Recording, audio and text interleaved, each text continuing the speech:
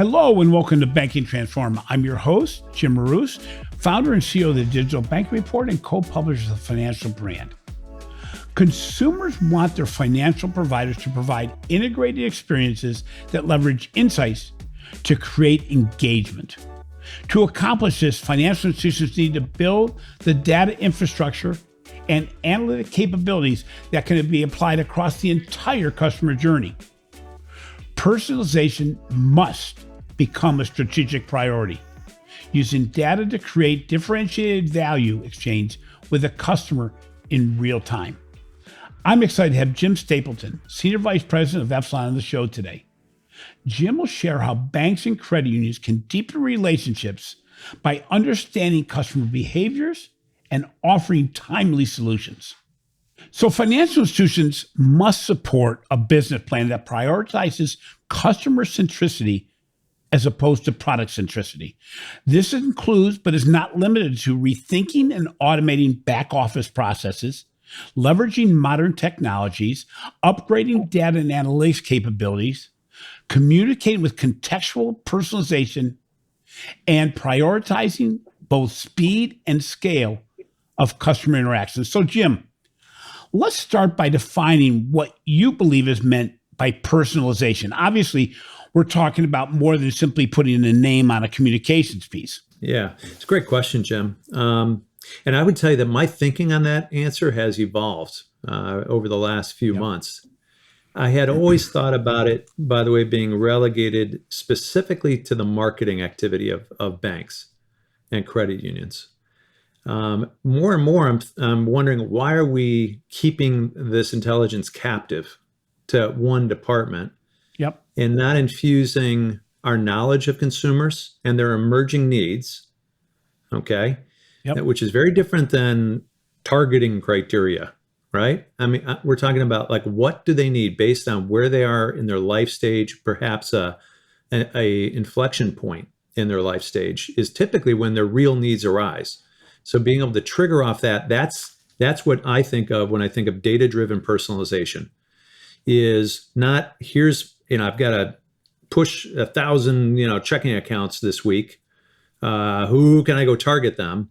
And starting really with the consumers, particularly the ones you're currently serving, and saying, what are their needs? I know a lot about them. I can know a lot more, through my first-party data. I can really round out that view with a robust third-party data augment to get a holistic view that should give me a pretty good idea of where they are in their life stage and potentially an inflection point that's occurring.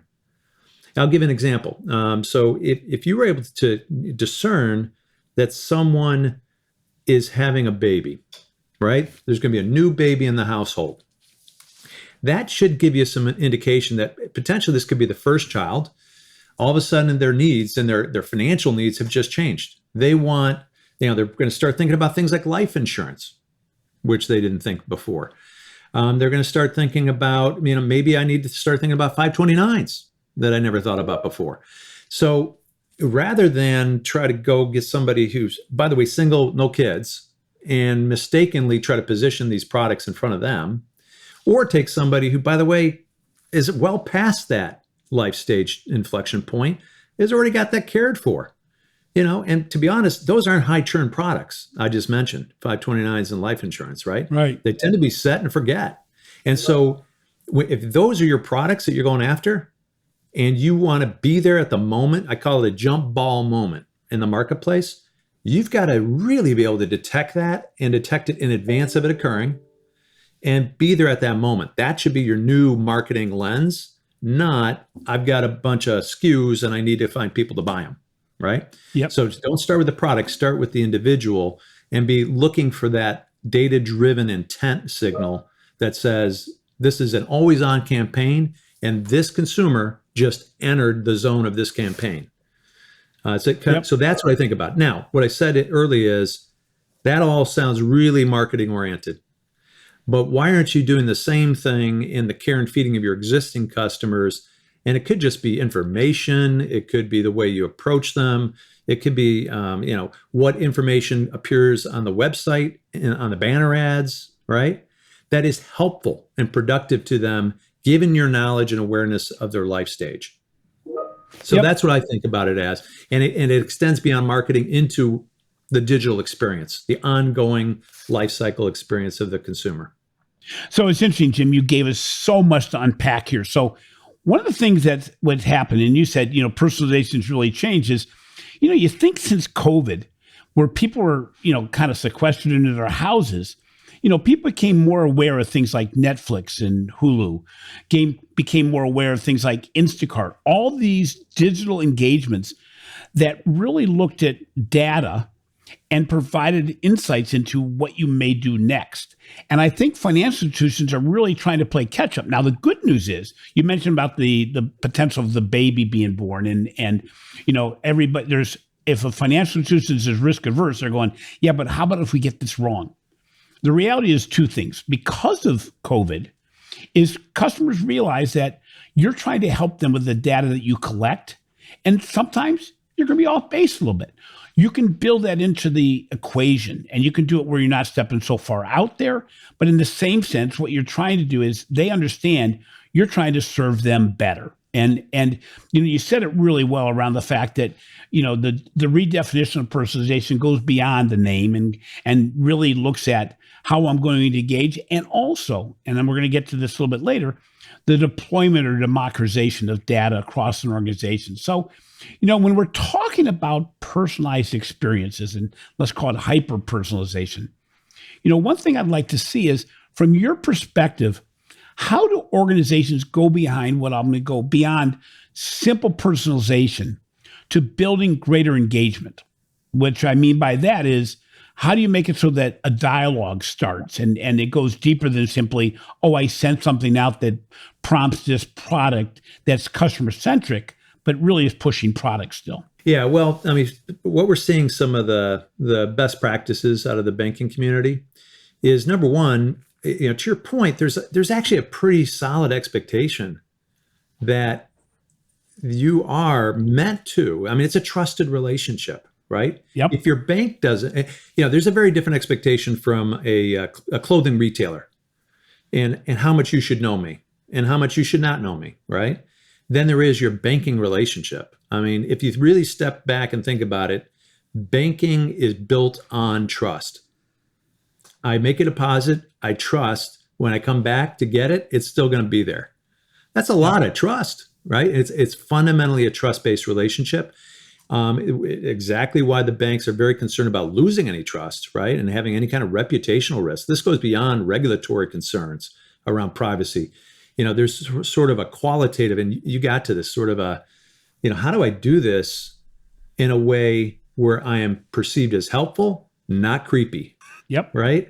And, well, that's a great example. I mean, Disney, when they first had those bands that monitored where you're going in the park, consumers go, geez, do I really want that to happen? Until a character came up and named the child by name, if it's a talking character, obviously, and basically made the entire experience better through that. Right. Now, mistakes are going to be made, but I think, as you said, the balance between creepy and helpful. But we have so much data. And, when you talk about the personalization experience, when you look at lowest hanging fruit, the things that, geez, guys, you got to hit this one out of the park. You talked about some product journeys instead of pushing the checking accounts, trying to get 1,000 in a month.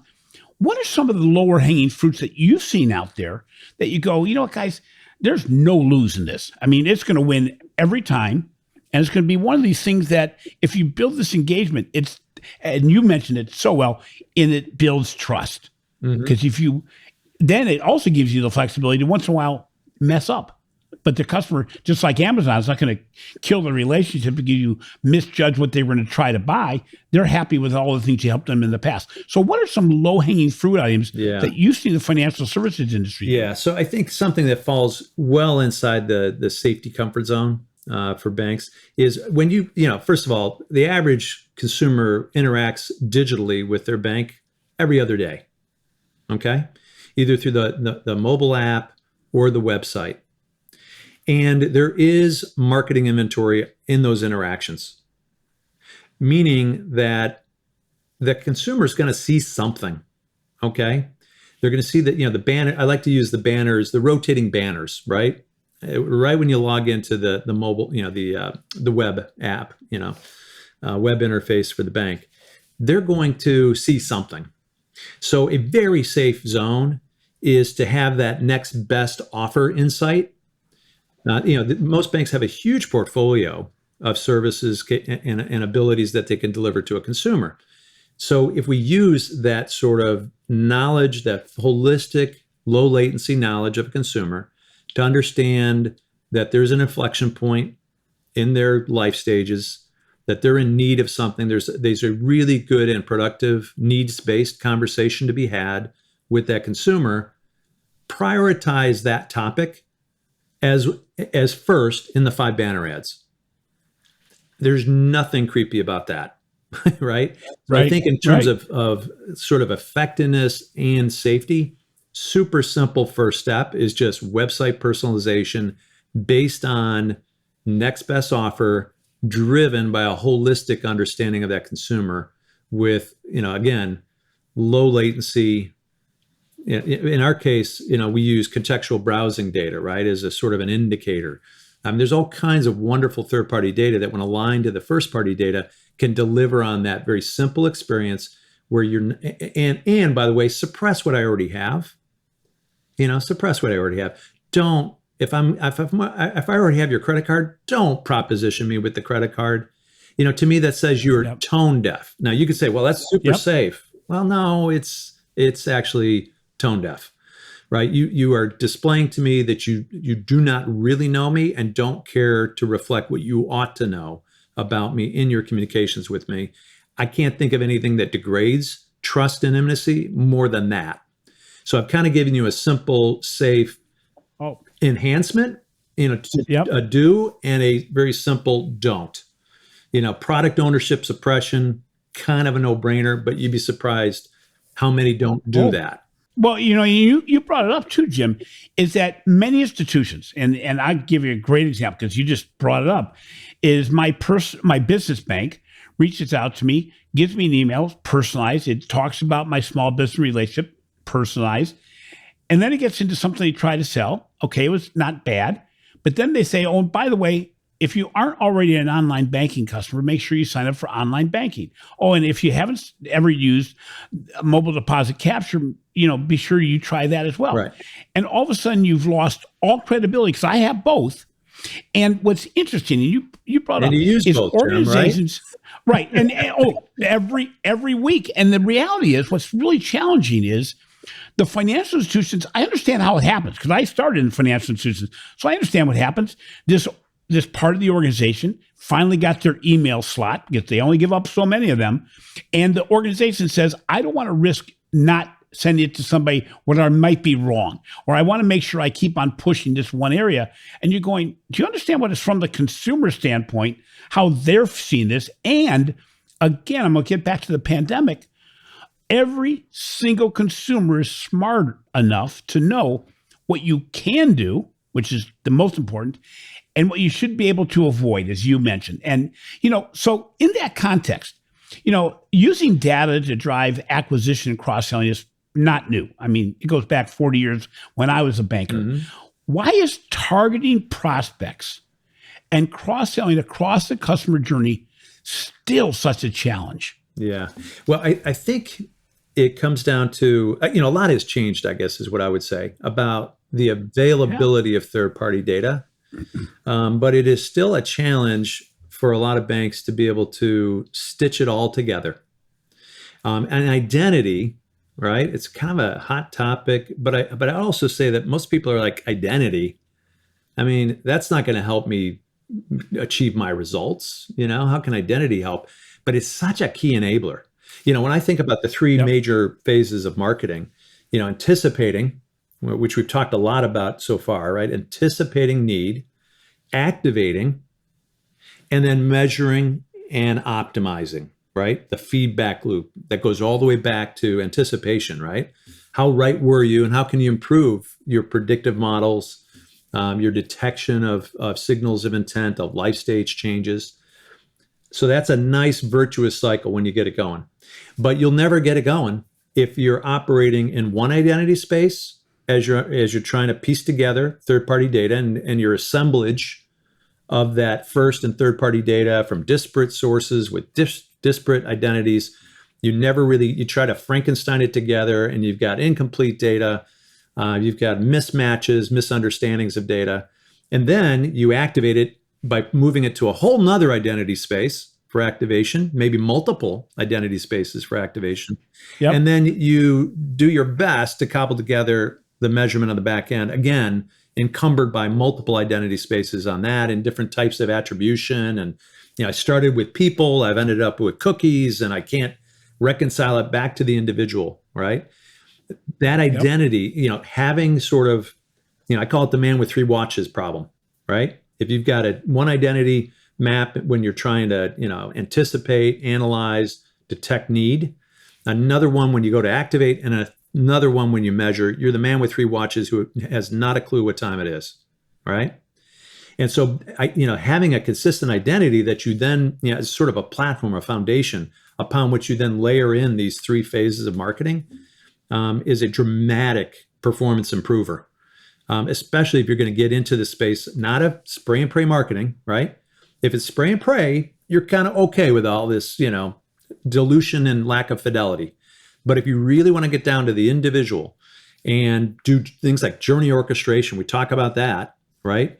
That journey orchestration is predicated on the notion that you maintain a view of an individual throughout the entire journey, that you are able to determine whether or not that individual has been touched by one of your touch points, and the ability to understand how they reacted or did not react to that touch point, such that you can continue down kind of the if-then logic flow tree of a journey, right?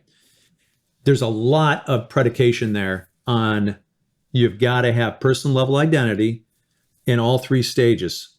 And actually, it's not just a once through, it's at every touch point you have to have all three stages and keep coming back. Yep. And so journey orchestration to me is like this wonderful air traffic control system, right? In which every consumer is an airplane, and you're trying to route them properly through a process depending how their level of engagement, their interest is, and you need clear identity throughout that entire process. So we're seeing banks that are starting to get, and credit unions that are starting to leverage that. And starting to, that's a key enabler that not a lot of people talk about. But in the absence of good, clear identity, you're never going to get very far with any of these techniques, right? The sort of state of the art that we all strive for becomes very, very difficult.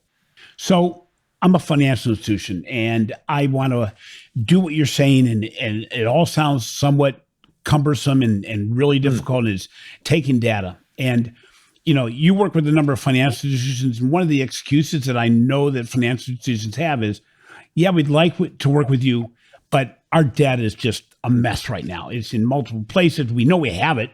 It's not clean. It certainly doesn't include third-party information. How does Epsilon help a financial institution go from garbage to something that's maybe not completely solved for everything, but usable? Right. So in other words, I can't fix everything at once, but I got to start driving an ROI. But the worst excuse you hear is my data sucks, because the reality is there's no institution you started work with that they don't think their data sucked. How do you help organizations make it so they can leverage the data that's already internal to drive results? Yeah, great question. So, we routinely onboard the first party data, right? That's the key. And I don't care how disparate it is. It can come in fragments and pieces, and, they may have a different database for lines of business, right? So, it could be an utter mess. All right. They may not have complete contact information. Oh, and by the way, it usually is. I don't, anybody who's listening to this, they think they're the only institution that, and you hear it all the time. Yeah, but you don't know our institution. Yeah, you may still be in the top quartile, Jim, I think is what you're saying, right? Exactly. Yeah, exactly. No, it's just the reality, right? And a lot of that's legacy and where you came from, So anyway, we will take all that fragmented data and we will onboard it into our identities. Core ID, you've probably heard about, is sort of our identity map. Yep. And we've got a lot of techniques to, contact complete. If you don't have complete PII for identity matching, we can kind of complete that to improve match rate and the onboarding. And we'll bring that all and consolidate it. So it may be for the first time, you've got a consistent cross line of business view, right, of a consumer, which is pretty exciting sometimes just in and of itself, before we've begun to overlay the third-party data.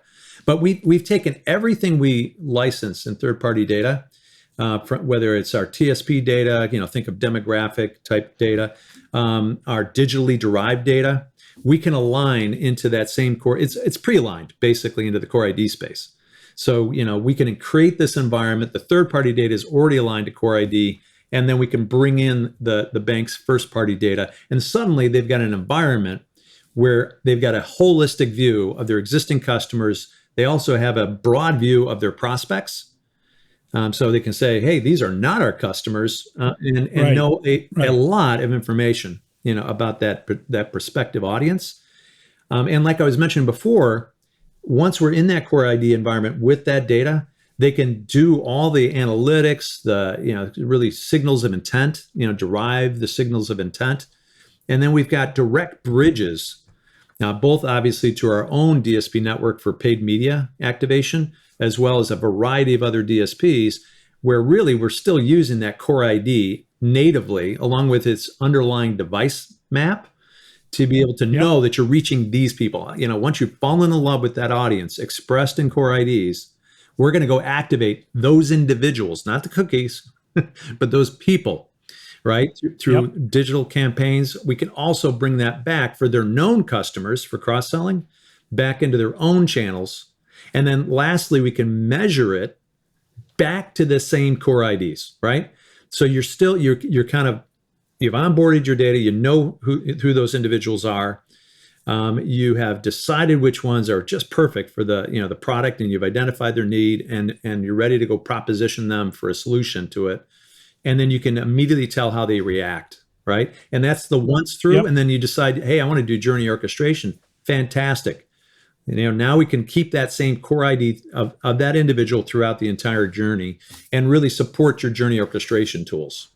So that's and the easy first step is just onboard the data, begin to understand your customer holistically, not only across your lines of business, but with all this third-party data, kind of rounding out. So you really understand not just your narrow view of the interaction with the consumer, but what they're doing with the rest of their life outside of their interaction with you. Okay, so I'm the same financial institution, and you've now convinced me that you can hold my hand and actually make my data impactful, and I can do something with it.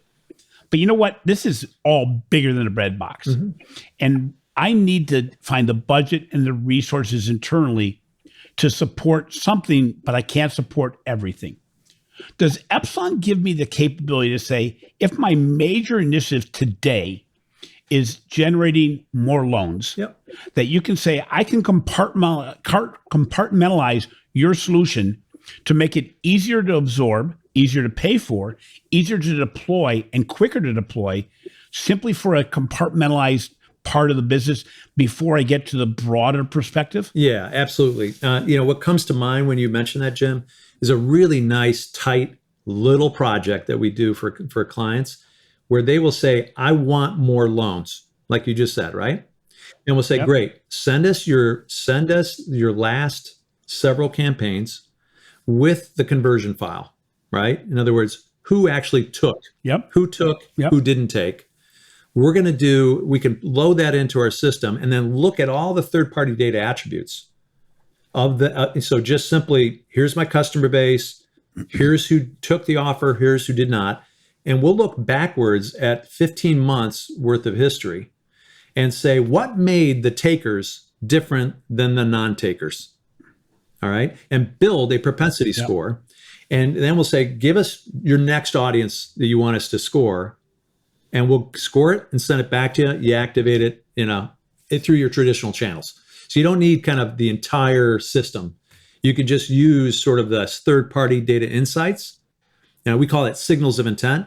We can help sort of just propensity score an audience based on empirical data of history. And what I love about it, Jim, is marketing used to be where the marketer would say, what are the attributes that I think make up my target audience?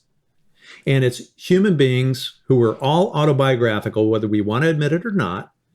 And we're really just, it's like a survey of one, honestly, right? And maybe your intuition is excellent, and maybe your intuition is not. Maybe it's excellent for a very small subgroup of your potential audience. And the good news is because you used your intuition, that audience, you'll have some success with, but you might be missing others. You may be misunderstanding what are the needs that led people to take your product. And so when we do this regression analysis, we don't presuppose anything. All right. We basically say, let the data speak for itself. Right. So it's very data driven. And what's interesting is we don't talk about it much in the industry, but when you move from a product to a customer centric view, you take what you just described there on the loan side, and as opposed to having maybe 2 loan programs a year, what you've done is you've taken the data and you're finding all the triggers that indicate a person's going to want a loan, and you're doing it in smaller incremental wins, but over every day of the year. Always so on, the Jim. end result is much greater, right? And we forget about the fact that moving from product to customer centricity means I'm going to be there when you're about to want something, and I'm going to get a greater end result, but I can do it at scale because it's a machine. I mean, it's mechanizing, automating the process to a degree that your results are going to be there. You talked about this earlier too. When we talk about, let's say, I'm going to pivot a little bit to, let's say, a new account customer. Those new account customers we've seen are, if they've opened the account digitally, they're probably harder to cross-sell, only because we haven't built a really good digital cross-sell process in many organizations. But more importantly, we don't have the human interaction. So many organizations say, well, that's why I want to drive them into the branch. But when you talk about spreading the data insights out and your redefinition of personalization that you did, how important is it today for institutions to democratize data insights across the entire organizations for both the internal departments, but even more importantly, the external resource you have? Let's take, for example, branch employees. How powerful is it if an organization takes what you've just described, which is next most likely product, the next most likely purchase, whatever it may be, next most likely service, maybe not even a product, and having the humans in the branches that right now are really underutilized actually use that data to reach out and do what they're best at, which is engage with customers? Yeah, great question. So I immediately think of maybe 3 concentric rings, right, around the data. So once you've done all the wonderful thing we've already talked about, consolidating the data, rounding it out with third-party data, now the question is who has access to it, right? Inside the bank. And we definitely have clients where really it's just the data scientists and the analytics teams that literally have direct access. Even people you would consider marketers, right, who don't know coding and analytics tools, don't have direct access. They have a analytics buddy they might be aligned with, that if they come up with the right request, they can submit a request and 2 weeks later get an answer, maybe 2 months, right? But the idea of iterating that way, or exploring into data, or getting your hands dirty with the data as a marketer, just doesn't happen, right? Now we've deployed this capability that so when you said data democratization, it's exactly the way we describe it with the clients who are adopting this capability we call discovery, which is very simply a GUI interface, drag and drop, that a marketer can use to explore into thousands of attributes of first and third party data, begin to formulate hypotheses, see sizing of audience, get exposure to the types of data that's available. When you have thousands of attributes, by the way, that's not intuitive, right? I mean, you need a data dictionary.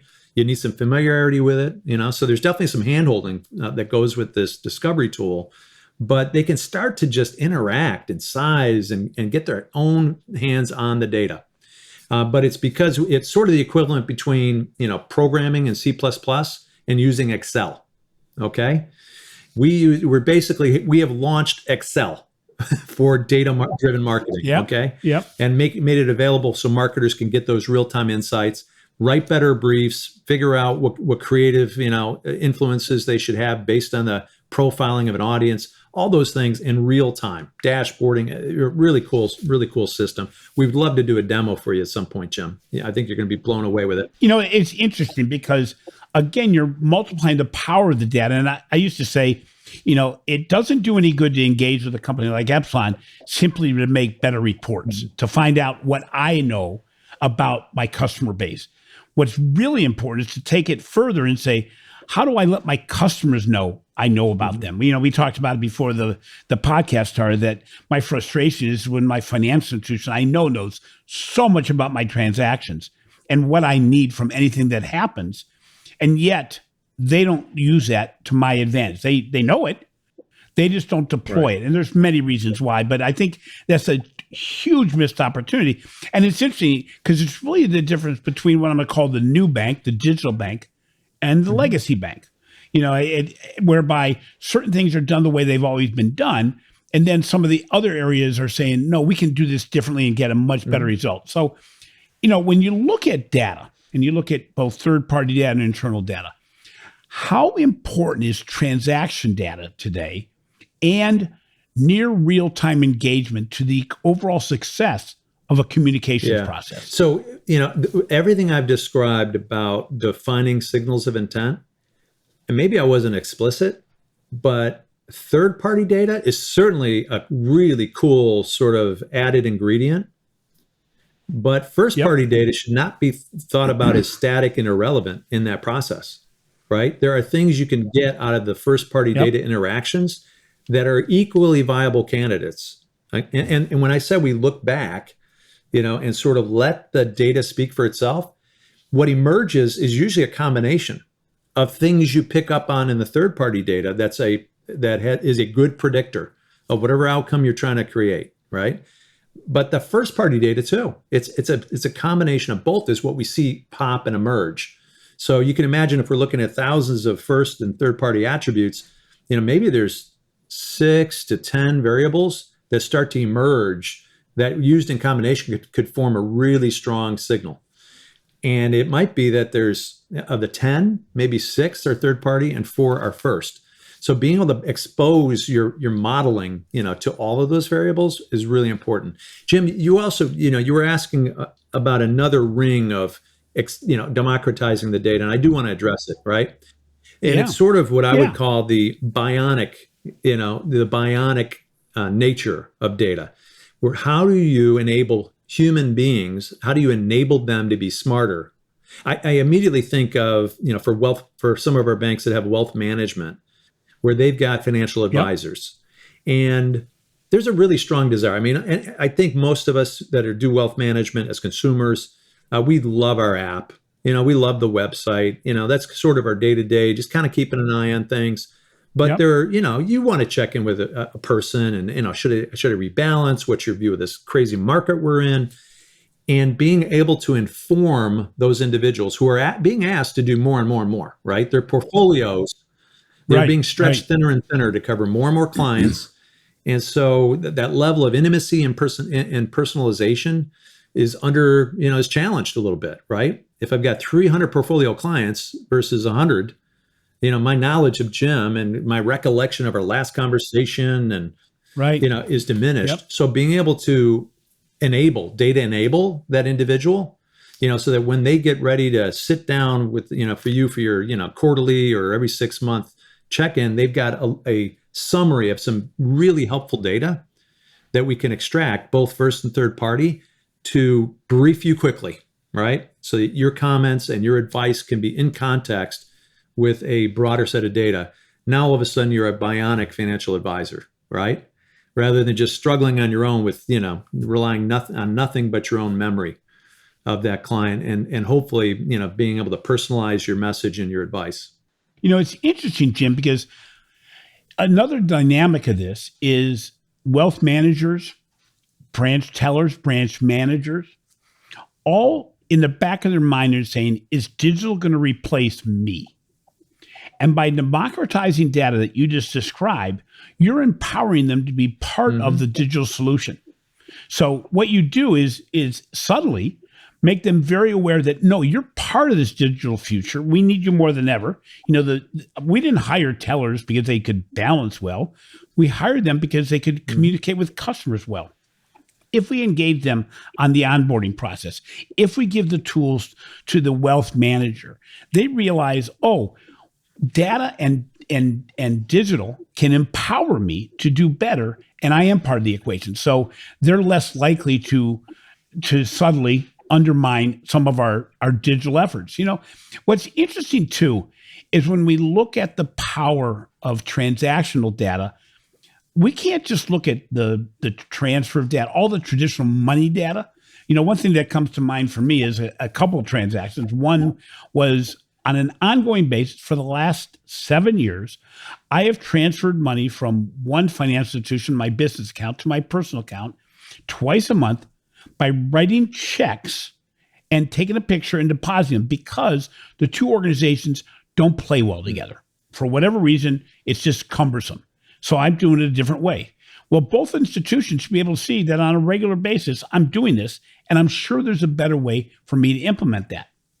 Secondly, and this is one of these case studies that you hear on the street, a financial institution said to me once, they go, we all got fat and happy, really happy with the checks that came out from the government. He said, what we did, instead of just getting fat and happy about what we were getting deposited, we looked and said, what happened for the next week after those checks came out? And we realized that organizations like Robinhood, organizations like Acorns, and other organizations were getting massive transfers. Now, while we ended up better than we were before the change, what we missed was all this insight into what people were doing behind the scenes as they expanded the relationships. And we've talked about this in the past, and I've talked to your organization about this, that while we still, as financial institutions, have the accounts, more and more customers are finding ways to diversify their holdings through different fintechs and different big techs and even different financial institutions. So while we may feel like we're not having attrition, we're not keeping the relationship. How does Epsilon help organizations? And I'm not just saying by cross-sell, but how do you look at data to say, how do we get these customers to be more our customers as opposed to simply us being the storehouse of wealth? Yeah. Well, clearly just understanding, I'll go back to where we started, right? Yeah. Trust is built when you can anticipate and meet my needs. And the trust that, especially the major institutions that I think you're referring to here, right? Our big retail banks here in the US, there is already such an implied trust. They start from such a great footing. It's one they've earned, right? That they have a great brand. There's phenomenal trust. I don't think consumers leave due to a lack of trust, or I don't think they diversify due to a lack of trust.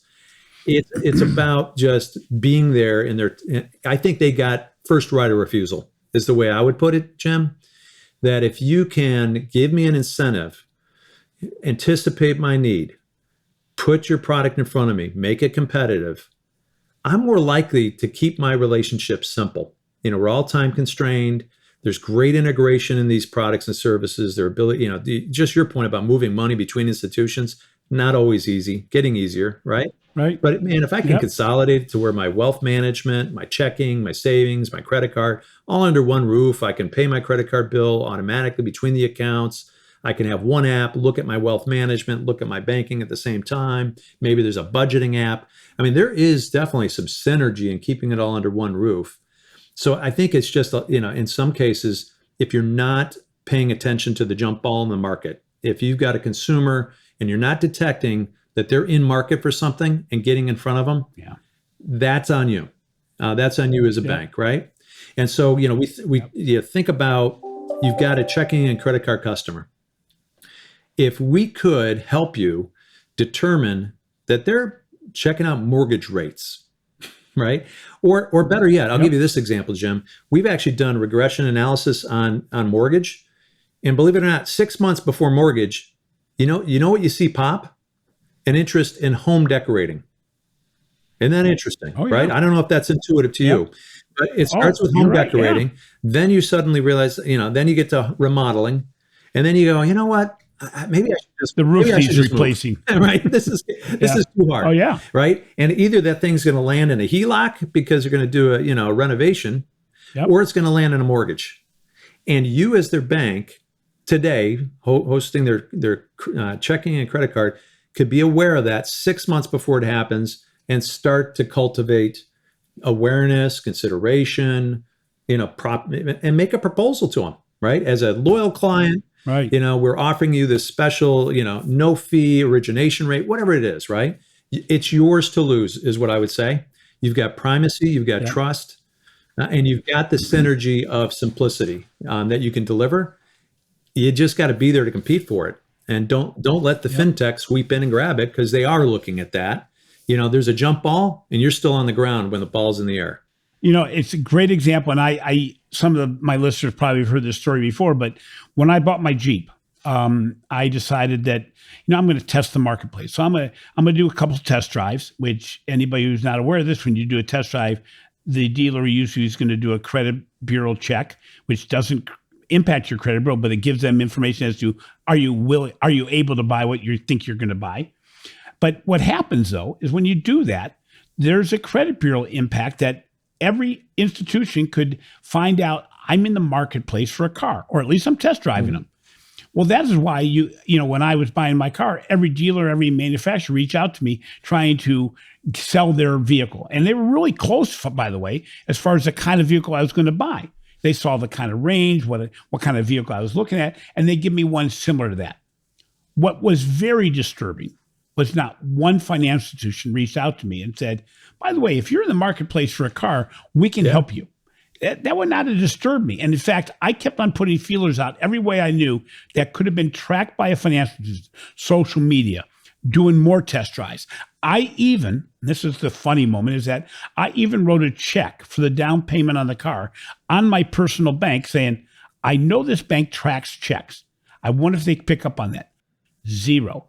Now, what was interesting, you talked about it, simplicity and speed. What did I end up doing? Instead of walking the door of my financial institution, I got a floor plan loan, because I know now floor plan loans are not just by one institution. They do a shopping for you to get you the best possible rate. I ended up using Ally, who was not part of my decision set, but it got me my loan quicker and easier than trying to give any more signals out to my big top 5 bank. There's so many opportunities out there. And I think this is something that organizations have to realize, is that with the amount of experience you have hundreds upon hundreds of clients. You get these case studies, you get these success stories. If I, as a financial institution, was going to say, you know what, I want to engage with you, but I need to get my return on investment in the 6-month period from now, 6 months from now. How quickly could you get up and running? And could you actually satisfy what I'm looking for, which is I need some easy wins that prove your points in the marketplace. Absolutely, Jim. I'll go back to that Signals of Intent project. We're looking at a 3-month turn on that, right? And most of that's going to be paperwork around, what we're going to do with your data, getting approval to take in your, the movement of first party data, right? Is the highest burden. It's a fairly simple thing. Probably the actual technical work time is weeks, right? Yeah. A lot of it is just discussion, setup, gaining approvals. And I guess the final thing I should mention to you, Jim, is we actually, we obviously it's a super, privacy, security, regulation. All 3 absolute table stakes for everything we've been talking about, right? And everyone's going to go, oh my gosh, you got to be hitting one or more of those tripwires somewhere along the way with all the cool stuff you guys have been talking about.